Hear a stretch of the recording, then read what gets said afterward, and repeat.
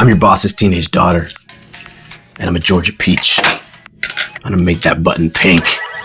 I totes adore the color pink. And because of my daddy's undying devotion for me and my whining, he gave me access to your beautifully crafted e-commerce store. Let's move that button to the left. Looks like the checkout's broken. Whoopsie. And if I get my way, your brand tailored to businessmen in their 50s could go down in a heaping pile of hot pink flames. That logo needs sparkles on it. So get a great CRO program and be protected from bad ideas like me. More sparkles look great here. Bad ideas are everywhere, so talk to Metacake. Are you a growing brand? Hey guys, Ken Ott here, Chief Growth Rebel at Metacake. Welcome back to part 4 of our series on conversion rate optimization. And by the way, all this content is based on our beautifully illustrated Dr. Seuss inspired book on CRO, and you can get that at metacake.com/CRO.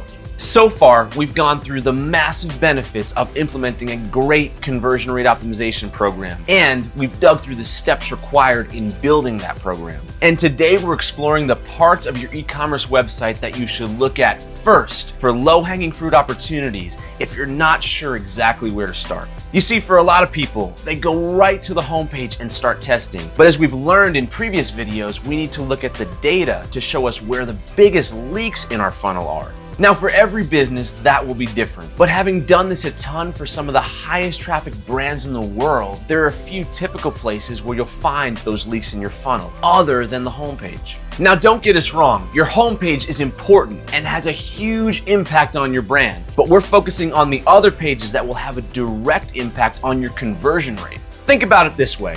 As long as you have enough traffic, the best place to start is towards the bottom of your conversion funnel. This will have the greatest impact on your bottom line. You see, to get the most out of your CRO program, look first at the pages where the action happens, where people are actually making decisions to convert. So today we're going to walk through 5 key areas that could have the strongest impact on your sales. Number 1, marketing landing pages.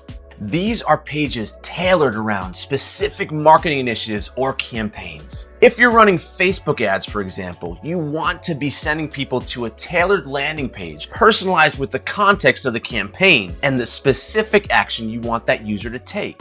Now, if you're not using landing pages and just sending everyone to your homepage, you're a freaking idiot. Stop doing that. That's what landing pages are for. Seriously though, these pages exist outside of your primary website and typically carry a more simplified design. This is because they need to communicate a very simple, tailored message to a visitor who has a certain goal in mind. So to provide a consistent experience and a cohesive message from the marketing campaign through to your website itself, your landing page must strike a balance between being informative but concise and enticing but not too pushy.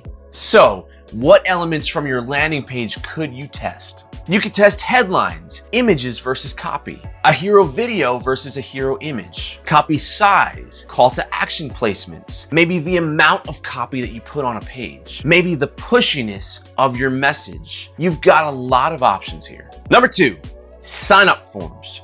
Email capture, as well as other lead generating forms, are key to scaling a great e-commerce brand. Many people are solely focused on just getting the purchase, but getting there requires building a relationship, and email is a great place to start. This one is pretty self-explanatory. Here, we want a user to get on an email list as a way to start engaging with us. The goal is to build a long, reciprocal relationship.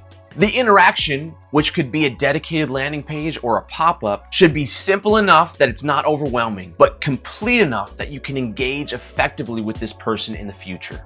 So there are a ton of variables to test on this front. You need to have a clear, simple, and strong reason for them to give you their information, but you need to collect enough to have a meaningful conversation in the future. Some of the elements you should consider testing are the offer. Is it free shipping, a discount for new customers, or just amazing content? Headlines, their length and their tone.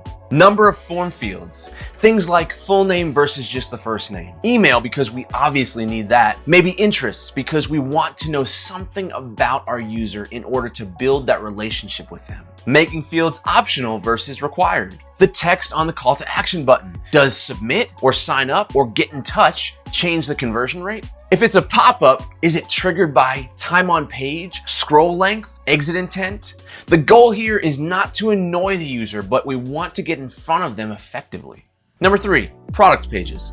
Your product pages are really the pivotal point in your funnel. They are the battleground of debate in the mind of your customer. These pages should give your customers as much information as possible without overwhelming them, and quick and easy access to adding the right version of your products to their cart. Design your product page so that every element guides them towards making a purchase. Pare it down as much as possible without being too sparse. What are some elements that we should test on this page? Product images, image placement, their size, how many, clean images versus lifestyle images. Product description, the amount of copy and size of the text. Maybe you should include a video in the description. Review placement, should reviews be the first thing your customers see?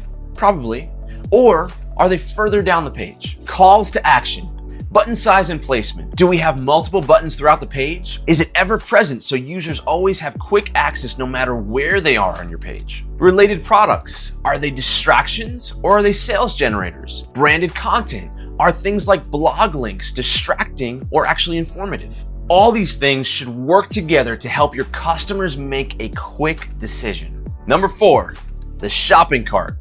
Your shopping cart page is likely the second most important page on your store. This is where users make the final decision on their purchase. They rethink the value of their potential purchase and also look to understand if there are any additional fees. It's when that total purchase amount slaps them in the face. There are several theories about optimizing cart pages, and you need to determine what is right for your brand through testing. Is it better to treat your cart like a squeeze page, simplifying it down to the bare bones and urging your customers through that last stage of the funnel before they get distracted by anything else? Kind of like Amazon? Or is it an opportunity to offer special promotions or upsells on products that they may not know are complementary to what they already have in their cart? Only testing will tell. So here are some things you should test. Test related products versus none at all. Simple versus full site navigation. Showing a coupon field versus showing it later in the checkout. Doing special upsells and bulk discount pricing. Having notifications for hitting certain tiers which unlock things like free shipping or other benefits. There are so many options for this step, but great care should be taken here. You mess this page up and your sales will tank. Take the time to gather information accurately and test. Number 5, the checkout.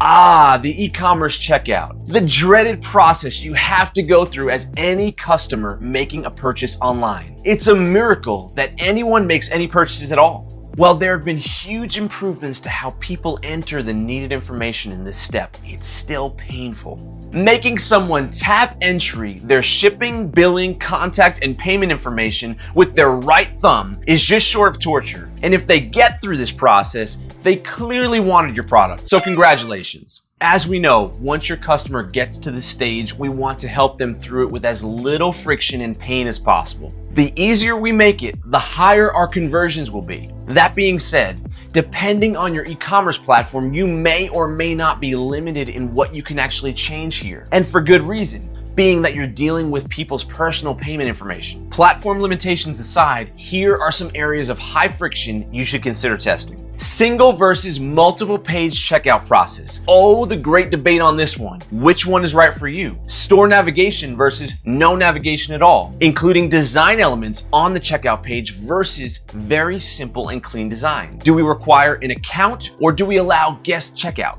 Credit card entry. How can we make this as simple as possible? Coupon code placement and visibility. Do we want coupons to be obvious or more subtle? So those are our top 5 areas of an e-commerce store to consider testing if you simply don't know where to start. Now, obviously, there are a lot of other places that you could and should focus your conversion optimization on, depending on your business. You should also not limit your testing to only parts of your website. Test Facebook ads, email campaigns, subject lines, email sequences, and everything else. The beauty of conversion rate optimization is that you can dive even deeper into each of these elements and other areas of your funnel. However, make sure you set specific metrics that you're trying to improve anytime you're looking to optimize. This is where the real adventure with CRO begins. So in the words of Dr. Seuss, be sure when you step with care and great tact. And remember that life's a great balancing act. And will you succeed? Yes, you will indeed. 98.75% guaranteed. Kid, you'll move mountains. How's that for a positive ending? P.S. If you want all of this information and tons more on conversion rate optimization, visit metacake.com/CRO and go get our Dr. Seuss inspired book. Don't miss the next part of our series on CRO. Hit that bell and subscribe to our channel. Thanks, and never stop growing.